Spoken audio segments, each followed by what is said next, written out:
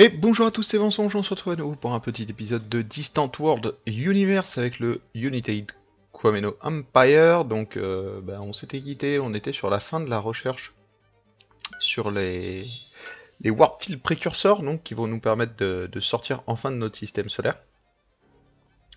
Donc ensuite on avait dit qu'on partirait sur des shields, un meilleur réacteur, donc passer à la nucléaire fission. Donc ça va nous obliger à mettre à jour un peu j'en perds mes mots, tous nos designs de base et de vaisseaux, alors que le Warfield Precursor va juste nous demander de mettre à jour nos designs de vaisseaux. Donc voilà, bon, on avait une recherche qui est assez impressionnante, hein, malgré le fait qu'on ait calé donc la recherche de base sur 500 000, ce qui est extrêmement élevé, hein, c'est plus lent que le très lent. Et ben je veux dire, potentiel de recherche devrait être à peu près de 500K. Sauf qu'en fait, on a plus de 1000K, donc plus d'un million de recherches, ce qui est énorme. Il n'y a aucune autre nation qui peut faire autant.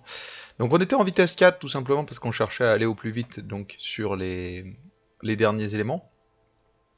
Ici donc on a un vaisseau qui se ravitaille. On voit qu'il a vraiment plus beaucoup de portée. Lui qui va construire une station, donc station d'extraction sur la planète Ipipiu, donc c'est ici. Ouais, j'essaye de me recaler un peu, hein. Ça fait quelques temps que j'ai pas enregistré d'épisode sur Distant World Universe. J'ai fait du Distant World Universe moi de mon côté, mais j'avoue assez peu, parce qu'en fait, il existe qu'un seul problème à ce jeu selon moi, enfin qu'un seul gros problème. Le jeu est très bien, c'est vraiment une version, on va dire, plus accessible d'Aurora 4X, qui lui est vraiment à réserver à un public très averti. Le problème que j'ai avec Distant Wars, c'est que c'est un jeu qui prend énormément de temps, et vraiment énormément, et du coup, pour vous donner une idée, le soir je rentre chez moi, et du coup, j'ai souvent 4-5 heures pour pouvoir jouer, et si vous vous mettez 4-5 heures sur Distant World Universe, vous avez presque l'impression de rien faire quand vous jouez comme moi avec un taux de recherche très lent. Et pour vous donner une idée, je joue avec des recherches encore plus lentes sur mes parties à moi en fait. Donc du coup, je lance une partie, il me faut déjà 3 ou 4 heures pour commencer à avoir disons la deuxième génération de Warpfield, donc cela, l'Hyperdrive Technology, pour avoir l'hyperpropulseur Jarax, et donc commencer à vraiment jouer avec les autres nations, etc. Du coup c'est assez long, et c'est vraiment le seul défaut que je pourrais donner au jeu, c'est que si on veut avoir une avancée technologique qui soit intéressante dans le sens où elle est pas trop rapide, le jeu prend énormément de temps. Mais sinon, le jeu est génial. Ça, je le dirai jamais assez. Bon, après cette petite digression, repassons un peu sur ce qui nous intéresse. On va baisser un peu, on va repasser en point 1 parce que là, vous voyez qu'on est à 99%. Et que d'ailleurs, on va devoir mettre à jour un peu tous nos vaisseaux. Et ça, c'est très important. Donc là, on a le Iron Leader, donc je le rappelle, c'est un vaisseau qu'on avait récupéré. Il me semble qu'il y a un vaisseau aussi. Est-ce que j'ai envoyé quelqu'un de réparer? Non? Non, il est là. Ouais, je vais envoyer un des... lui, par exemple, viens réparer ça. Voilà. Non, non, non, non, non, non, non. On rentre à la base. Voilà, va te ravitailler.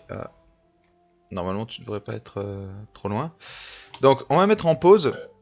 Et donc là, pour ceux qui n'ont pas regardé l'épisode bonus sur le design, ça va être votre premier...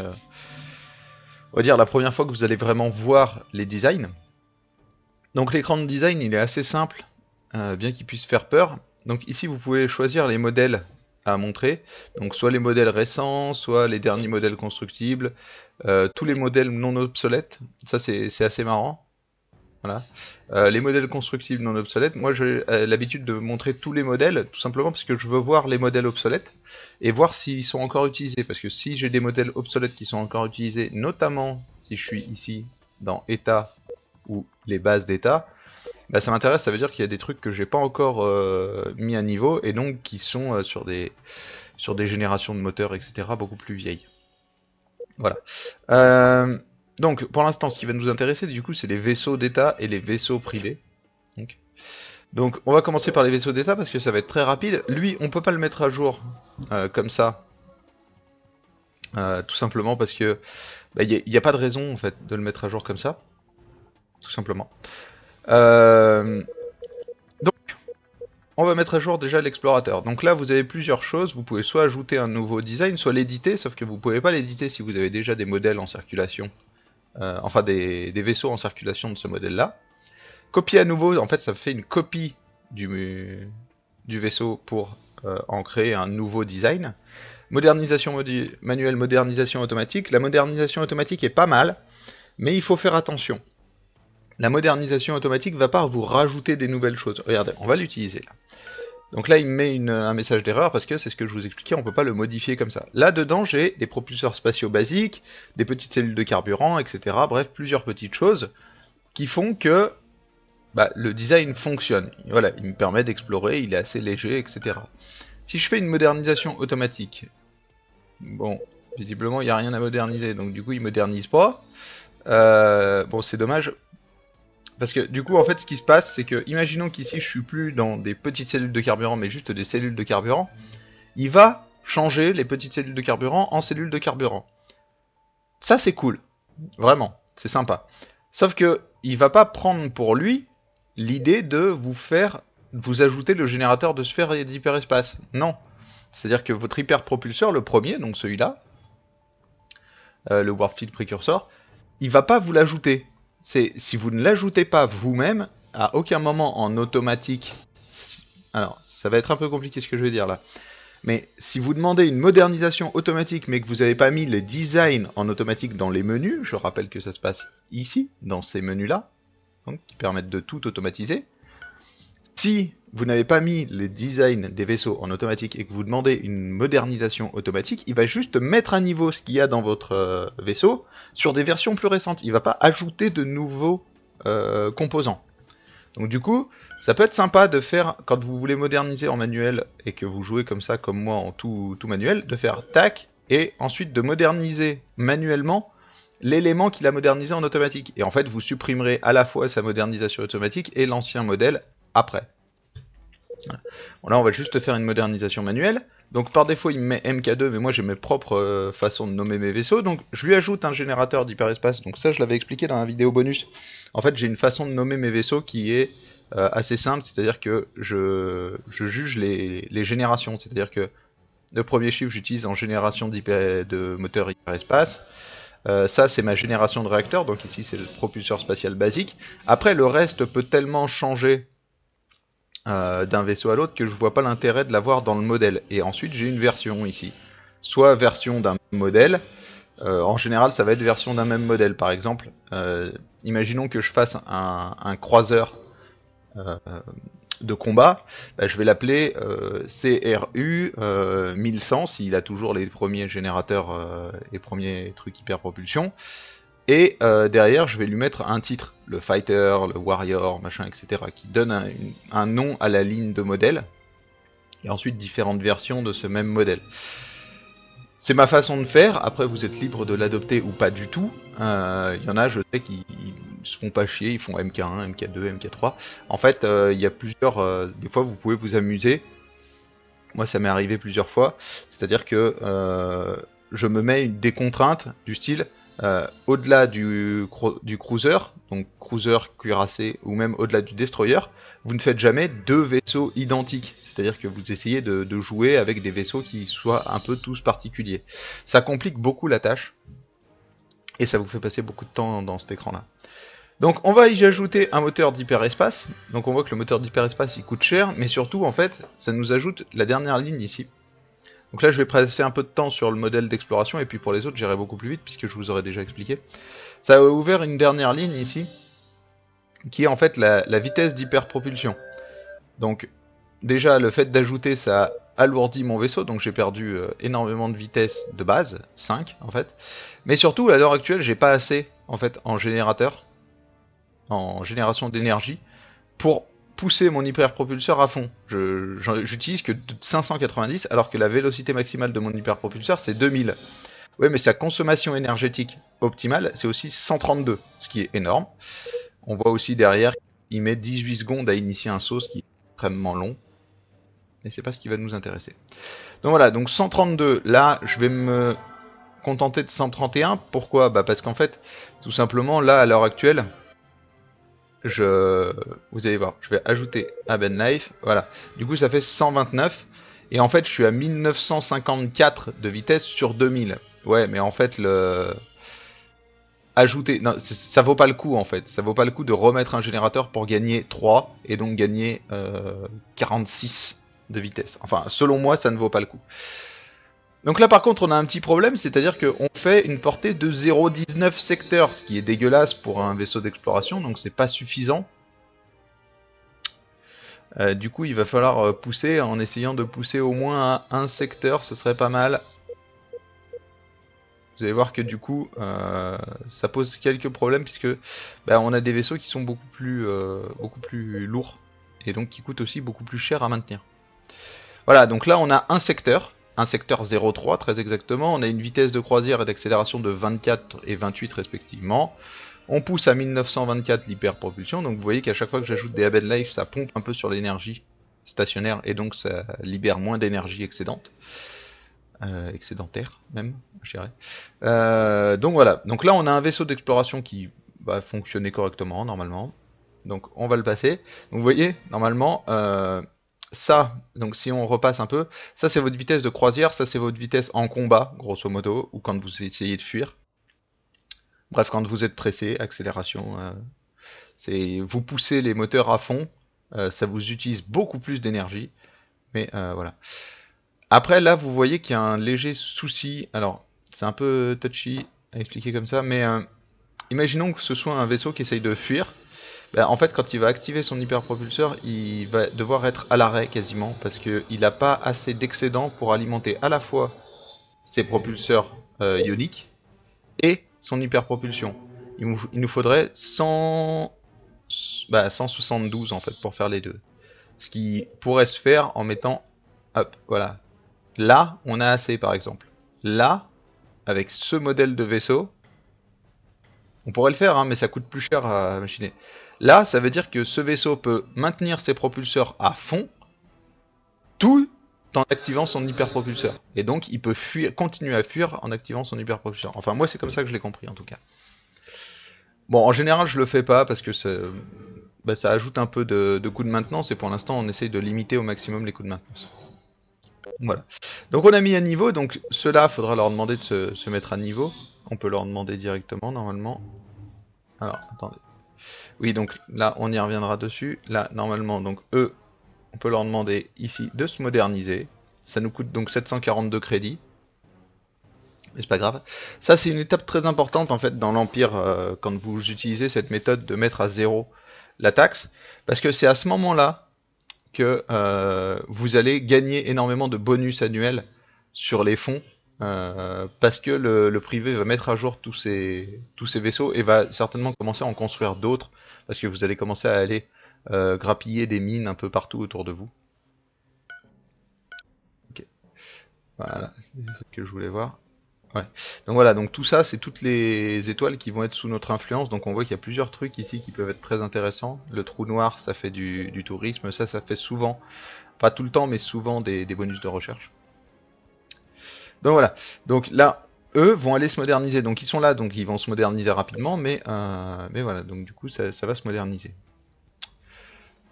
Donc faisons la même chose rapidement avec le constructeur. Donc c'est pareil, c'est-à-dire qu'il va avoir besoin d'avoir énormément de...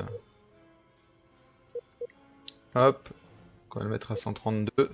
Donc lui c'est un cas à part, hein. Lui nous coûte forcément très cher à maintenir. Il a 0,96 secteurs. Alors on va le mettre à la même distance à peu près que le... Voilà. Donc là on est bien. On est même très bien. Donc on le met à la même distance, à la même portée, parce qu'il n'y a pas vraiment besoin qu'il aille plus loin que ce que nos explorateurs peuvent aller. On va pas aller explorer avec lui, donc du coup, si nos explorateurs ne vont qu'à un secteur, et lui ne va aller qu'à un secteur, il n'y a pas d'intérêt à aller plus loin. Donc voilà, donc on va le renommer aussi, donc CST 1100, donc le constructeur 1100. Et là, alors pour lui, c'est un peu plus touchy, c'est-à-dire que si on regarde la modernisation manuelle, je pense qu'il y a certains trucs qu'on ne connaît pas. Par exemple, le système de ciblage de combat. Normalement, on ne sait pas faire. Du coup, je suis pas sûr qu'on puisse continuer à le moderniser comme ça. Notamment, ça sert à rien de mettre à niveau le réacteur à fission. Donc ce qu'on va faire, c'est qu'on va tout simplement lui donner un autre nom, histoire de le pousser un peu. Et donc on va lui ajouter des hyperpropulseurs à notre sauce dedans. Sauf que de toute façon il est trop large, donc on pourra pas le mettre à niveau comme ça. On va être obligé de faire joujou avec d'une autre façon. Donc les torpilles classe Epsilon, ouais. Est-ce qu'on lui ferait pas sauter une partie des trucs? Je pense qu'il a trop de propulseurs à proton. Ouais, mais si j'en mets moins, il en a pas assez non plus, quoi. Ouais, non, c'est les boucliers en fait. À l'heure actuelle, on n'a pas assez de place pour mettre des boucliers. Donc ça, c'est une matrice de proximité. Alors, je saurais pas vous expliquer exactement comment ça marche parce que j'ai pas assez expérimenté dessus. Mais il me semble que ça sert à voir, par exemple, alors il me semble que c'est si une flotte adverse part en warp, vous pouvez savoir où elle va. Il me semble.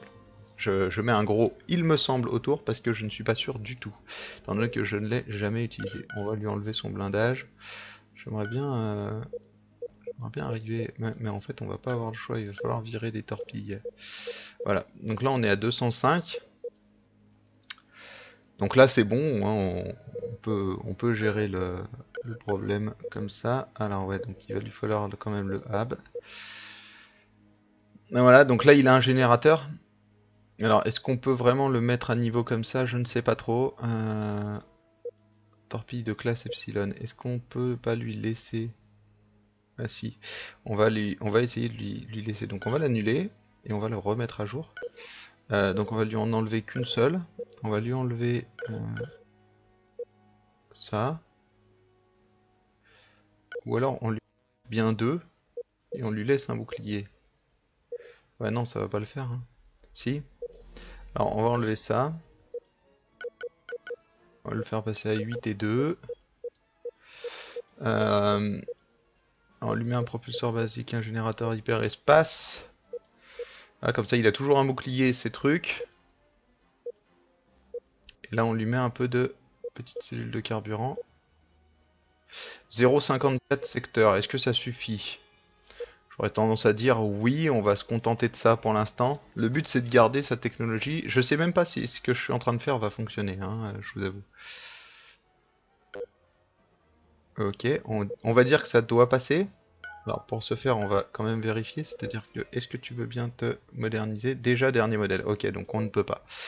Ok, donc ce que j'ai fait n'a servi à rien, donc ce modèle, on va le supprimer, on va tout simplement créer un nouveau modèle de frégate. Donc on va récupérer des frégates, on va l'appeler le FRI 1100. Ah oui, donc j'ai fait créer à nouveau, mais c'est pas déconnant, de toute façon. Donc un générateur d'hyperespace, des propulseurs, donc on va lui en mettre 4 parce que lui il doit activer ses armes, etc. en même temps. On va lui mettre des blasters Maxos. Voilà, jusqu'à une puissance de feu de 30. Donc on n'a pas de bouclier avec lui, donc le problème ne se pose pas. On lui met des Aben Life. Il nous conseille de mettre du bouclier et des blindages, on peut pas. Là, on va le faire monter à 200. Voilà. J'aime bien que mes frégates fassent 200 ou moins en fait. C'est un choix. Donc 20 et 24, ça me paraît correct. Là, si on regarde, donc consommation en énergie maximale, c'est 58 plus 32 en combat. Donc on est largement suffisant. On peut même, je pense, virer un truc comme ça. 58 et 32. Donc là, ce qui se passe, c'est qu'il pourra pas fuir en activant son...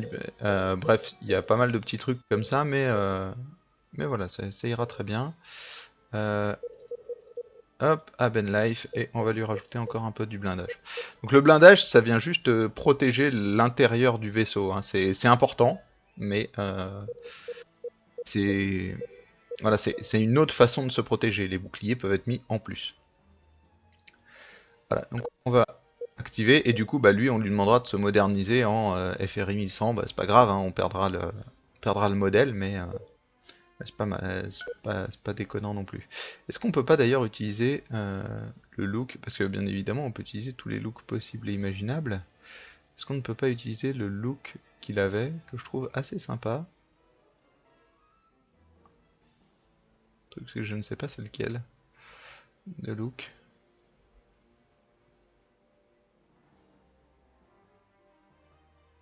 Bon, vous voyez que vous pouvez vous amuser hein, si vous voulez des looks un peu particuliers de vaisseau, il y a de quoi faire. Ça doit être ici, ça doit être celui-là. Ouais, c'est ça, ça ressemble beaucoup. J'aime beaucoup ce modèle de vaisseau, donc on va utiliser des modèles un peu blancs pour nos vaisseaux de combat. Et on va garder les modèles par défaut d'Equamenon pour... enfin, le look par défaut d'Equamenon pour nos vaisseaux de... les autres, quoi. Donc, on est déjà à 20 minutes. Bon, on va faire vite fait donc les transporteurs ici. Donc, modernisation manuelle. Donc, on le passe en 1100. Donc, globalement... ça normalement suffit. Là on est sur des cargos, donc ils n'ont pas besoin. Normalement ils n'ont pas besoin d'être ultra protégés. On va leur mettre quand même un peu de protection, pas beaucoup mais un peu. Ouais, non, ah, je virais l'hyperpropulseur. On va lui en mettre deux. Voilà. Voilà, donc le SFR 1100, le MFR 1100. Hop, modernisation manuelle. Donc là c'est le moyen cargo, donc le principe reste le même. Donc vous voyez que là, je les pousse pas à fond, ça sert à rien. Ok, c'est cool, mais eux, ils ont pas besoin de fuir quoi que ce soit ou autre. C'est pas grave. Là, on va leur en mettre 3. Oublions pas de renommer le truc. Le MSP. Donc ça, c'est les vaisseaux de le Mining Spaceship. Voilà. Donc lui, il ira un peu moins vite, mais normalement, ils sont un peu moins utilisés dès qu'on commence à flouder un peu les... Ah, putain, j'ai oublié un truc. On va revenir dessus, parce que là, vous voyez ils vont nulle part, en fait, ces vaisseaux. 0,73 ça me paraît mieux déjà. Voilà, on va virer ça. Voilà, 0,73 secteur. Ouais, parce que là du coup je les ai mis à jour ceux-là, mais regardez, ils ont pas de portée en fait. Je suis...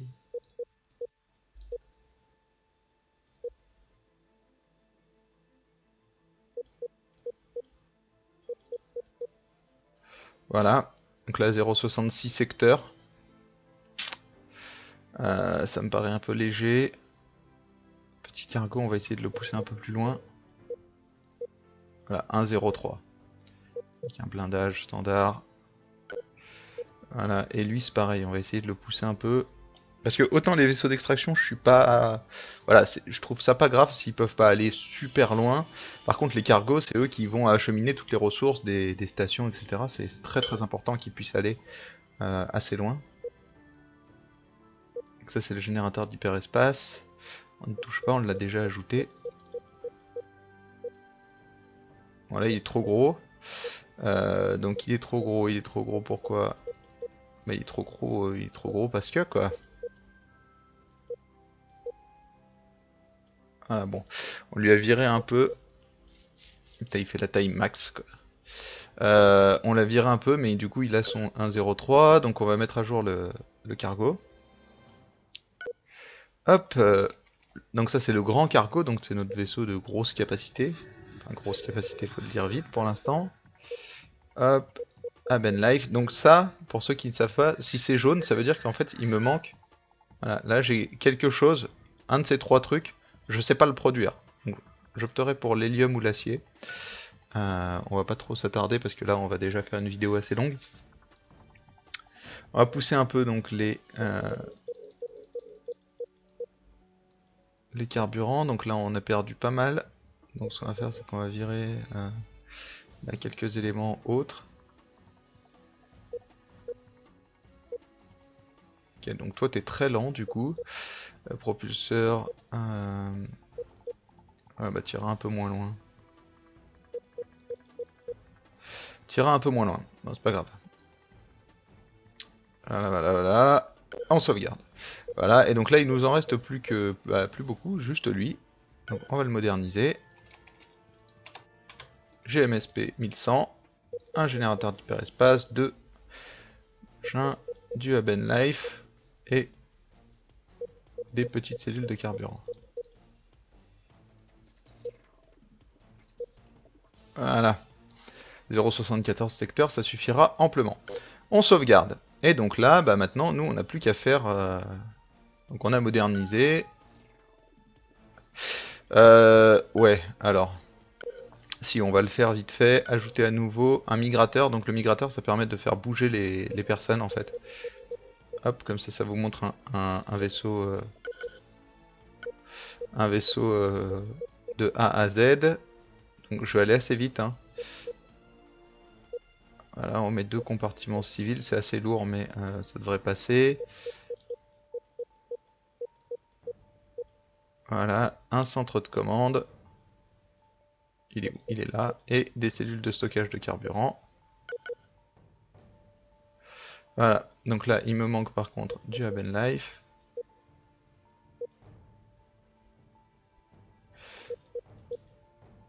Voilà, et je l'appelle le MIG 1100.